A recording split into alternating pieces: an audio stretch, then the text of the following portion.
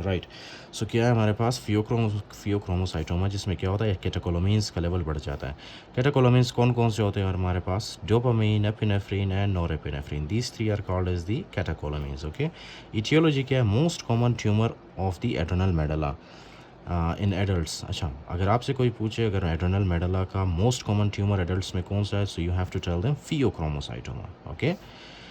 Derived from chromaffin cells arise from neural crest. Okay, I told you. Okay, the origin of this pheochromocytoma, that is the neural crest cell. Okay, in the neuroblastoma also I discussed about these neural crest cells.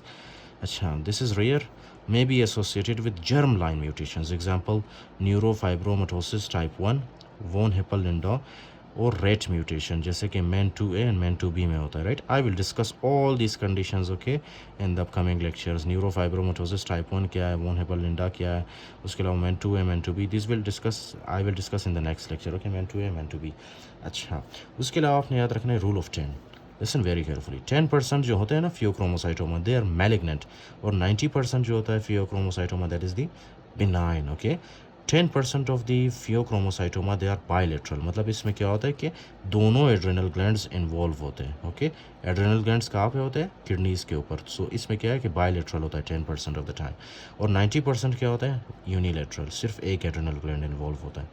उसके बाद है 10% extra adrenal, जैसे कि paraganglioma, example bladder wall, organ of Zuckerkandl. Organ of Zuckerkandl क्या है? Around the aorta. Right, some वहाँ पे भी कुछ क्रोमाफिन सेल्स प्रेजेंट होते हैं जो कि क्या प्रोड्यूस करते हैं?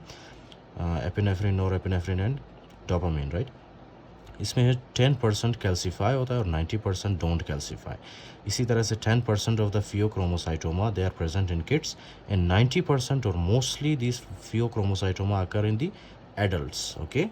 Symptoms क्या है? Most tumors secrete epinephrine, norepinephrine and dopamine, which I discussed, okay, which can cause episodic hypertension. अच्छा, ये continuous नहीं होता है इसमें features, right? इसमें जो features है वो episodic होता है, जैसे कि episodic hypertension होता है इसमें। क्यों होता है hypertension? I explain for you. Okay, ये हाइपरटेंशन किस वजह से होता है? Listen very carefully. ये कैटेकोलामिन्स क्या करते थे? अल्फा 1 रिसेप्टर्स को स्टिमुलेट करते थे। जैसे ही अल्फा 1 रिसेप्टर्स स्टिमुलेट होते थे, सो अल्फा 1 रिसेप्टर्स क्या करते थे? वेजो कॉन्स्ट्रिक्शन, जिसकी वजह से सिस्टेमिक वास्कुलर रेजिस्टेंस बढ़ता था। राइट, और ब्लड प्रेशर बढ़ जाता था। That is called as the episodic hypertension. may also secrete erythropoietin which will cause polycythemia. अच्छा, ये जो है ना, ये एरिथ्रोपोइटिन भी रिलीज़ करता है। आपको पता है ना एरिथ्रोपोइटिन जो है कहाँ से रिलीज़ होता है? एरिथ्रोपोइटिन फॉर एग्जांपल यहाँ एड्रिनल ग्लैंड है ना, यहाँ से ये क्या रिलीज़ करता है? एरिथ्रोपोइटिन। राइट, ये एरिथ्रोपोइटिन कहाँ पे जाके एक्ट करता है? Listen very carefully. This is for example your bone. Right, ये बोन के ऊपर ये एरिथ्रोपोइटिन जाके क्या करता है? बोन को स्टिमुलेट करता है, और बोन क्या प्रोड्यूस करता है? Red blood cells. राइट, ये रेड ब्लड सेल्स की कॉन्सेंट्रेशन जब बॉडी के अंदर ज़्यादा होती है, so that is called is the polycythaemia. Okay, polycythaemia.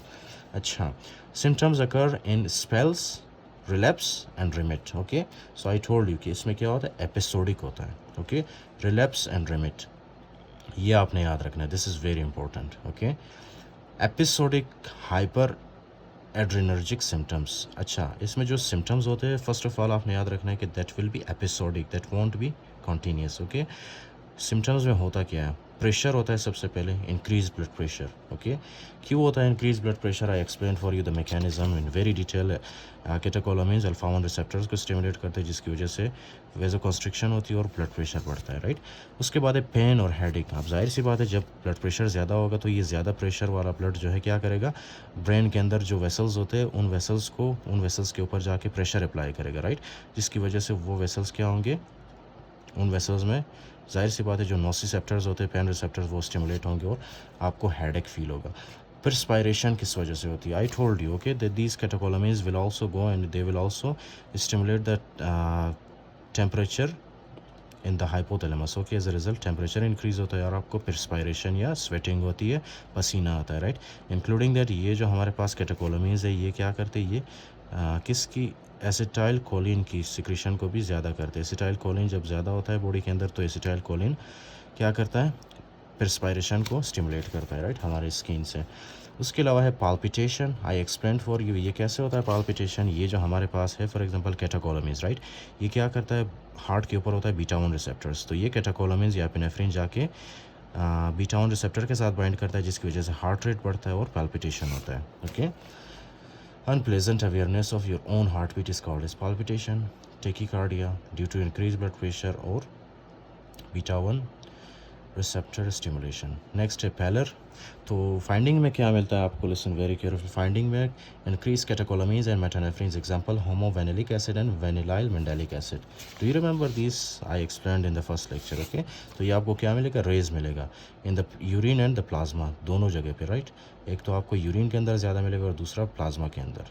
सो ये जो वेनिलाइल मेंडेलिक एसिड है और होमोवेनिलिक एसिड, ये दोनों क्या होते हैं, ये यूज़ होते हैं for the diagnosis purpose. Okay, उसके बाद है हमारे पास ट्रीटमेंट में क्या देते हैं हम, irreversible alpha antagonist, example phenoxybenzamine followed by beta blocker. तो आपने क्या देना है, सबसे पहले फिनॉक्सीबेंजामीन देना है। Okay, this is the first one, phenoxybenzamine. उसके बाद आपने देना है beta blocker. This is the actually treatment of that. Okay, और ये दोनों कैसे फॉर एग्जांपल फंक्शन करता है हमारे बॉडी के अंदर, आई एक्सप्लेन्ड फॉर यू। तो phe for phaeochromocytoma and phe for phenoxybenzamine. देखो, phenoxybenzamine for phaeochromocytoma, right. Okay, अच्छा, इसमें एक और चीज़ है, chromogranin and synaptophysin and NSE positive होता है ये patient. Okay, I will explain this for you.